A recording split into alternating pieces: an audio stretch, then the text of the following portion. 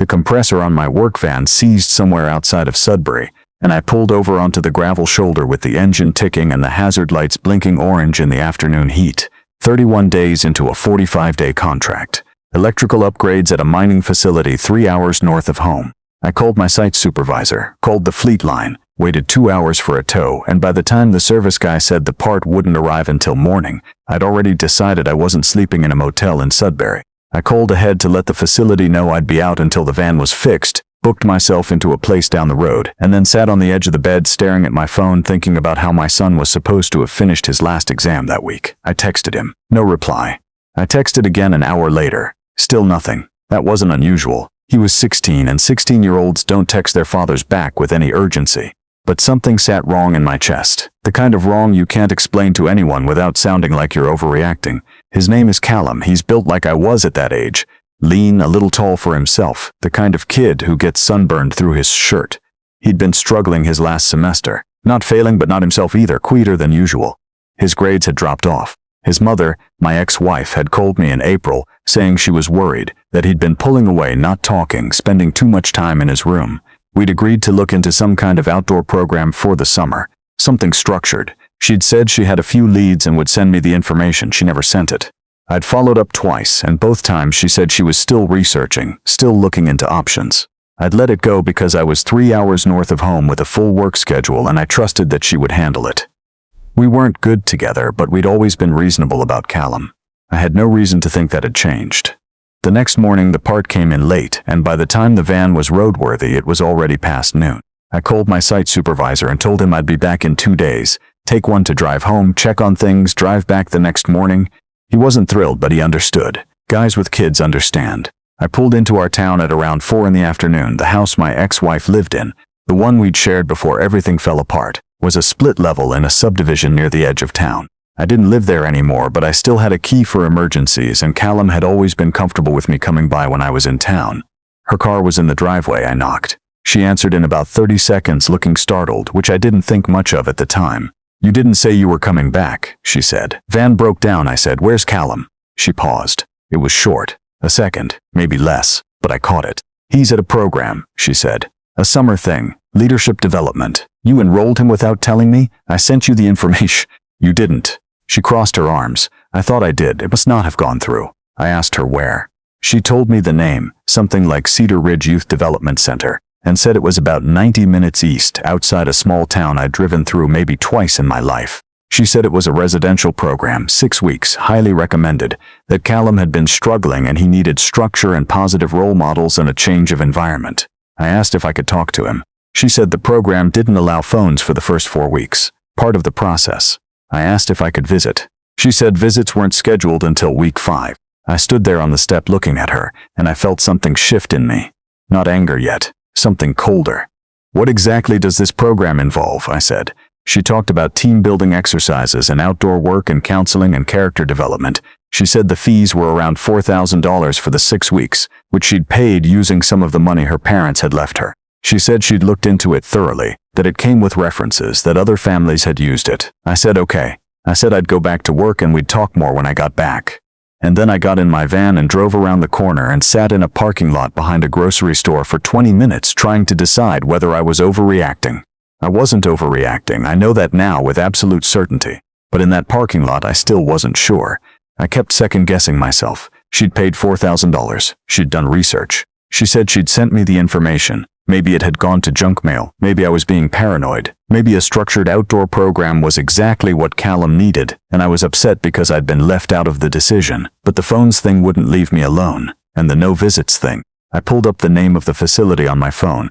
The website was sparse. Stock photos of forests and teenagers smiling in flannel shirts. Mission statement about character and resilience and preparing young people for the challenges ahead. A contact form. No staff names, no accreditation listed, no address. Just the town name and "contact us for directions." I called the number on the website. A man answered. Pleasant voice, professional. I told him my son was enrolled and I wanted to confirm the program details. He confirmed the 6-week residential structure, the phone restriction, the scheduled visit at week 5.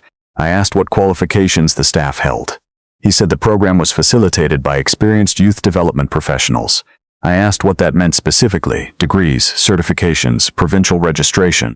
He said the program didn't operate under the same framework as therapeutic facilities, because it wasn't a therapeutic facility, it was a development program. I asked what the kids did during a typical day. He said it varied, but that outdoor work was a central component. Farm tasks, garden maintenance, physical activity. I said, farm tasks.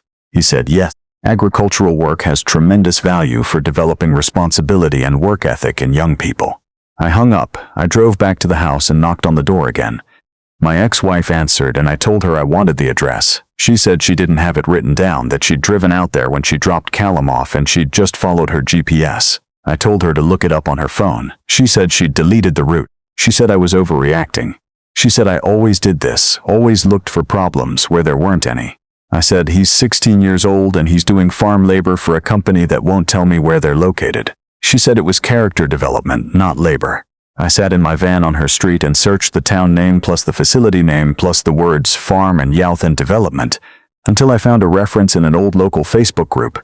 Someone asking if anyone had heard of a property east of town that had been running some kind of camp for teenagers. The replies were vague. One person mentioned a concession road. Another mentioned a sign with a blue and green logo. It took me 40 minutes of driving around on gravel roads east of that town before I found it. The sign was at the end of a long lane lined with Manitoba maples. Small, tasteful, the same blue and green logo from the website. I turned in. The main building was a converted farmhouse with a newer addition on one side. Offices, I guessed, or counseling rooms. Behind it, there was a cluster of outbuildings and what looked like a commercial greenhouse, long and low with white plastic panels sitting in full sun with no shade around it anywhere. A man came out of the main building before I'd finished parking. Mid-50s, ball cap, polo shirt with the facility logo on it. "Can I help you?" he said. "I'm here to see my son," I said. "Callum Bergeron." His expression went neutral in a way that looked practiced. "We don't have walk-in visits. Family contact is scheduled at week 5. It's week 4, I said. And I didn't schedule anything because I wasn't informed my son was here. "I'm going to need you to speak with our program coordinator," he said. "That's fine," I said. "But first I'm going to need you to tell me where my son is." He told me to wait and went back inside. I stood beside my van looking at the greenhouse. The white panels were fogged with condensation on the inside. There were figures moving in there. I could see the shapes of them through the plastic. The coordinator came out a few minutes later. A woman this time, late 40s, calm in the way that people get calm when they've had to manage confrontations before. She introduced herself and explained the program structure in a way that was smooth and prepared. She said my son was participating in afternoon farm responsibilities and that he was doing very well. She said the program's no-contact policy during the first 4 weeks was designed to support the participants' adjustment process. She said unscheduled visits were disruptive to that process. I said, "I want to see him." She said, "I understand your concern, but..." "I want to see my son," I said again. "Right now." She said that wasn't possible without scheduling through the proper channels, and that the consent agreement signed by the custodial parent authorized the program to act in loco parentis during the residential period. I said, "Who signed that agreement?" She said my son's mother had signed it at enrollment. I said, "I'm his father. I have joint legal custody. Whatever she signed doesn't remove my right to see my child." She said she'd need to consult with their legal advisor before proceeding. I walked toward the greenhouse. She called after me. The man in the polo shirt moved to intercept me, but he stopped short of actually blocking my path. I pushed through the door of the greenhouse and the heat hit me like I'd stepped inside a car that had been sitting in a July parking lot. It was dense and wet and smelled like soil and something chemical, fertilizer maybe, or pesticide. There were maybe 20 kids in there, teenagers, most of them, working in rows between raised beds, pulling weeds, moving hoses, carrying flats of seedlings. Some of them looked up when I came in. Some of them didn't. I found Callum in the 3rd row from the right. He'd lost weight. That was the first thing I registered, before anything else. His shoulders were narrower than I remembered. His shirt was damp through and plastered to him, and there was a redness across the back of his neck that hadn't been there in April. He was crouched over a bed of something green and leafy, and he was moving slowly, with the deliberate economy of someone who had been moving the same way for hours. He looked up when I said his name. For a second, he just stared at me, like he was deciding if I was real. Then he stood up. "Dad," he said. His lips were dry and cracked at the corners. There were shadows under his eyes. He looked like he hadn't slept properly in a week. I said, "We're leaving." He said, "Dad, they told me you signed papers. They said you and Mom both agreed. They said you knew I was here." I said, "I didn't sign anything. I didn't know where you were." He stood very still for a moment. Then something in his face broke open and he walked toward me, and I put my arms around him right there in the middle of the greenhouse, and he was shaking, just slightly, the way you shake when you've been holding something tense for too long and you finally let it go. I walked him toward the door. The coordinator was waiting. The man in the polo shirt was behind her. She said that removing Callum from the program without proper protocol would constitute a breach of the enrollment agreement and could have legal implications. I said, "Call whoever you need to call." She said, "Mr. Bergeron, I strongly advise. I'm his father," I said. "I have joint legal custody and I was not informed he was here. He is leaving with me right now." We walked to the van. Before Callum got in, he turned and looked back at the greenhouse. I thought he was looking at the building. Then I realized he was looking at a kid inside, small, younger than the rest, maybe 13 or 14, visible through the door I'd left open. Slight, pale under the greenhouse light. Callum said, "His name is Ethan. He's been here since May." I looked at the kid. He was looking back at us. I said, "Does he have family?" Callum said, "His parents are in Alberta. They think he's at a school." I stood there for a second. Then I went back inside. I walked straight to Ethan and said, "I'm leaving this property. Do you want to come with me?" He looked at the coordinator who had followed me in. Then he looked back at me. He said, "Yes." She said, "This is completely inappropriate and I am calling the authorities." I said, "Please do." I drove both of them out the lane and onto the road, and I pulled over about 2 kilometers away and called 911. I told the dispatcher exactly what I'd found: the location, the number of kids, the working conditions, the heat, the no-contact policy, the false information given to parents. I told them I had 2 minors with me who'd been removed from the property, one of whom had a custodial parent who'd authorized enrollment without informing the other custodial parent, and one of whom had been there since May without family contact. The dispatcher told me to stay where I was. I did. 2 OPP cruisers arrived within 20 minutes. What followed was not fast or simple. Nothing about this was fast or simple. The officers took statements. Children's Aid was contacted. Ethan's parents in Alberta were reached by phone. His father answered, and I could hear him through Ethan's phone when they put it on speaker. The sound of a grown man completely falling apart at the news that his son had been working in a greenhouse in Ontario for 6 weeks while he thought the boy was in school. That sound is not something I will describe further. It was private and it was devastating, and I will remember it for the rest of my life.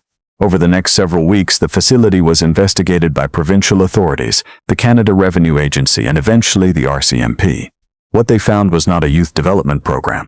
It was a for-profit agricultural operation that had been recruiting teenagers through referrals to counselors and family services workers, some of whom were receiving kickbacks, by presenting itself as a structured therapeutic environment for troubled youth.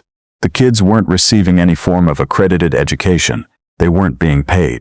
The facility was collecting between $3,000 and $5,000 per child from families while simultaneously using those children as unpaid agricultural labor, primarily in the greenhouse operation, which supplied produce to regional markets. There were 23 kids on the property when the authorities arrived. Callum had been there 11 days. Ethan had been there 47. My ex-wife did not know the full nature of what she'd enrolled Callum in.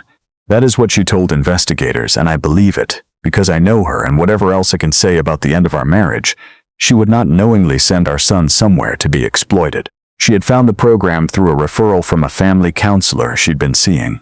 A counselor who, it turned out, was receiving a referral fee for every family she sent to the facility. That counselor's license was suspended during the investigation, and she ultimately faced charges of fraud. My ex-wife was interviewed multiple times. No charges were laid against her. She called me the night after the authorities arrived at the facility, and she cried for almost an hour, and I sat on the phone with her and let her, because some things are larger than whatever old grievances you're carrying. The couple who operated the facility were charged with multiple counts including fraud, breach of trust, and violations of the Ontario Employment Standards Act. The property was seized. I don't know the final outcome of the trial because it hadn't concluded the last time I checked, and I found that following it too closely doesn't do anything useful for my state of mind. What I can tell you is what the first weeks home with Callum were like. He slept a lot. He ate a lot. He didn't talk much at first, and I didn't push him. I took 3 weeks off work. My site supervisor made it happen, told me not to worry about the contract, and I will be grateful to that man for a long time, and we spent most of those weeks doing nothing in particular. We drove out to my brother's place near Parry Sound and spent a few days on the water. We cooked. We watched hockey. We went for walks in the evening when the day cooled down. He started talking about it somewhere in the second week. Not all at once, in pieces. The way you talk about something when you're still figuring out how to put it into words. He told me that the staff had told the kids on the first day that their parents had all been fully informed and had all consented, which was what stopped most of them from asking for help. They believed their parents knew, And if their parents knew, then maybe this was just what they deserved. He told me that they worked 6 hours in the greenhouse on weekdays and 4 on weekends. He told me that the food was adequate, but that the water breaks were shorter than they should have been, especially in the heat. He told me that the counseling sessions they'd been promised, the therapeutic component, the thing that parents were actually paying for, consisted of weekly group meetings where staff talked about discipline and personal responsibility and the value of hard work. He told me that the worst part wasn't the work. The worst part was being told over and over that this was what his family had chosen for him. He said, I kept thinking if Dad knew about this, he must think I really messed up. Like, this bad, and that made it worse than anything else. I told him I didn't know. I told him I never would have agreed to it. I told him that when my van broke down outside Sudbury and I ended up driving home early, I didn't know I was going to find it. I just knew something felt wrong and I couldn't ignore it. He was quiet for a minute. Then he said, it's kind of weird that your compressor gave out. I said, yeah. He said, good weird. I said, yeah, good weird. Ethan went home to his parents in Alberta about 2 weeks after everything happened. His father called me from the airport to say they'd landed safely. He kept saying thank you, and I kept telling him he didn't need to, and neither of us was entirely sure what to say beyond that, so eventually we just said goodbye. Ethan sent Callum a message a month later, and they've kept in touch since. I want to say something about the family counselor, the one who made the referral. Not about her charges or her suspension. That's for the courts and the licensing body to sort out. I want to say something about the specific thing she did, which was take a worried mother, a mother sitting in her office trying to figure out how to help her struggling kid, and steer that mother toward a program that would profit from her child's labor. She did it wearing the title of someone who helps people, someone trusted with the most vulnerable parts of a family's private life. Whatever she was thinking, whatever she told herself about what that program was or wasn't, she put a 16-year-old boy in a greenhouse in 95-degree heat for her own financial gain.